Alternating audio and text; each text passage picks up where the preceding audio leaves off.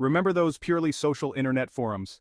If you don't, then this might seem weird to you, but back in the day before Facebook, MySpace, Instagram, or the word social network existed outside of lecture halls, if you wanted a place to hang out online that wasn't open to the public, then privately, message boards were pretty much your only decent option. So the story goes that in the early 90s, me and my old college buddies, we split the costs of the server, got together, and I made us a private forum. You can guess what happens next. The years go on and the forum gets a fair amount of use. Memories were made, users come and go, but eventually better social tools take over and the forum gets mothballed. The last conversation I had on the old forum was about 10 years ago. I kept the site up and running all these years for a few reasons. One was to have a place to test stuff, and I ended up using the server as a tool to teach my kids how to use computers properly. You guessed it, I'm a network admin. Skip to present day, and about 4 weeks ago, you can imagine my surprise when I get an email informing me that new users are registering accounts on the forum. At first, I figured it was some of the old guys coming back for nostalgia. You won't find the site on Google and the URL isn't something you would just guess either, so I logged myself in and went to check out the new thread. The subject line was a series of numbers 1088A77BR28633PZ00. I clicked on the title to inspect the conversation, but there was only one post, a series of letters and numbers with spaces at random intervals too long to post here. My first thought was that it was a prank, so I checked the admin log for IPs just to see who it was. Turns out my supposedly private forum had received 400 unique hits at the exact time of posting, from IP addresses all over the world. I should have known then that something weird was going on, but I was curious and it felt like a puzzle I was being asked to solve. As I racked my brain over the next few days, I began to research as much cryptography as I could, but whatever code these posts were in wasn't something I could decipher. After about 3 days of searching, another post appeared in much the same theme, and again, there were around 400 unique hits at the time of posting that prevented me from finding the origin. This is when things began to take an even stranger turn. So far, the same user had posted each entry in the thread. A few hours after the second post, 5 other users started leaving messages, all of which were huge entries of letters and numbers. The posts came flying in over a 4-hour period until they just stopped, and the server started going insane. CPU and RAM usage began to max out, but the traffic never changed. At that point, I had seen enough and pulled the plug on the server, assuming it was being used as a Bitcoin miner, and forgot about the whole thing. The next day I got a text on my work phone. Turn on the server. I was more than a little shaken, but I didn't do anything straight away as I was at work. A few hours after my lunch break was over, I got a Facebook message from my teenage son, which was unusual, so I checked it straight away. The message was a picture of his face from his laptop webcam along with our home address. The forum is being used for great things. Leave work, return to your family, and plug the server back in. You have 2 hours. I knew that was a threat. I'm not an idiot, so I didn't take any chances. I raced back home, plugged the server back in, and waited for a response. My personal phone buzzed this time with a new text message from my daughter. Well done. No more interference. We're waking up. We're waking up. What the hell did that mean? I made myself a coffee and tried to log into the server, but I was locked out. Whatever was happening, they had full access to everything we owned, which shouldn't be possible. The more I thought about it, the crazier my theories got, until eventually I realized whatever was happening was way beyond my capacity to deal with. Remember the old college buddies I set the forum up with? Well, one of them works for the NSA, and his name is Pete. I figured that if anyone would be willing to help me out with this, it would be him. I mean, I just didn't trust local police to have the know-how, and the FBI doesn't exactly have a call here if you don't think the local police force have the ability to deal with your situation without getting your family killed hotline, you know? I just needed a way to contact him without them realizing what I had done.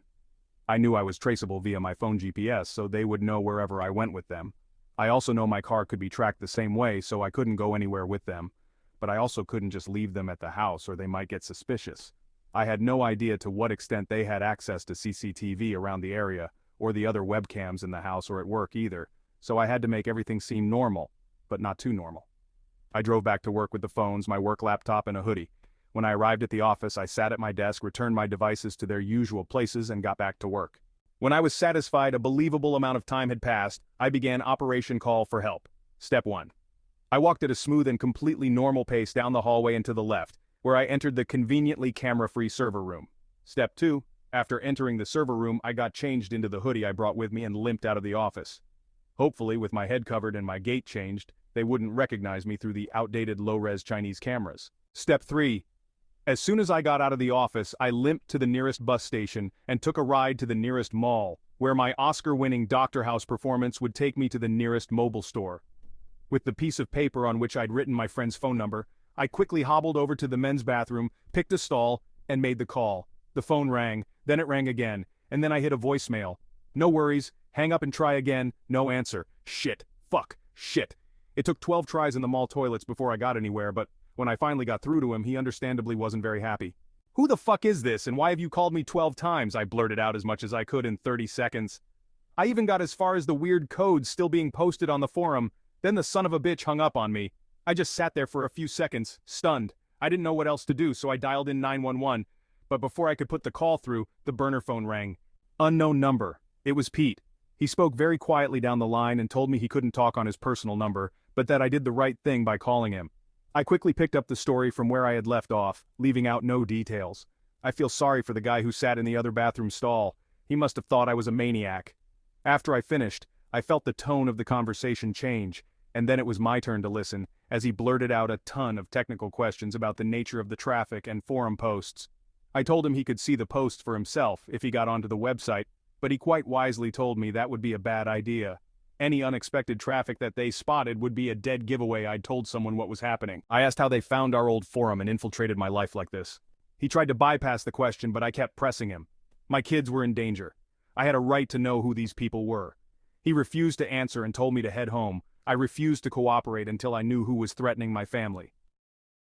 He said it's not a matter who, it's a matter of what. That's all you need to know. Agents will be at your house soon and we'll take it from there. 2 hours later, there was a knock at the door. Outside was a white guy in a blue suit and tie. Next to him was a black guy in a tan outfit. Both were 6'5" with American flag pins on their collars. I realized then I had walked into an episode of Homeland. When I came back into the living room, the agents had already begun tearing the place apart. They took every device they could get their hands on, our laptops, home PCs, even our smart TV, and stuffed them all into the back of their car. It felt more like a robbery than police work. When they finished, they returned to the house and sat with me in the living room. They asked me a lot of personal questions about my family and how long it would take them to arrive. It felt like they were more concerned about getting us all in the same room than helping us. The low buzz of their phones ended the barrage of questions. They pulled the devices out of their pockets, exchanged an exasperated look, thanked me for my time and rushed out, taking thousands of dollars of my equipment and personal items with them. 10 minutes later, another knock at the door. Shaken by the intrusion, I didn't answer at first, but after a second knock, I opened it. 2 men and a woman stood there holding badges. Our exchange went like this. "Sir," Pete informed us, "can we begin? Didn't you just send people?" "We're it. What about the 2 who left? I have their badge numbers." The agents looked pale. I went pale as they explained those men weren't sent by the government. They left soon after realizing everything of value had been taken, but assured me they'd be working the case. I haven't heard anything back since. I'd been trying to get in touch with my buddy for weeks to find out if I was safe, but he never picked up. Eventually the number was disconnected. I even drove to his house, but it was for sale and his family was gone. I thought this nightmare was over, but last week I was followed on my way to work. I think my family may be in danger. Since then, I finished building a new server. I'm going to put the forum back up and see what happens. There is something or someone out there using computer resources that can outsmart the NSA and the FBI. What worries me most is that no one I've spoken to has any idea what it's up to. I've shared my story hoping to give an update when this is over. If not, I hope it helps someone. Be careful on the web.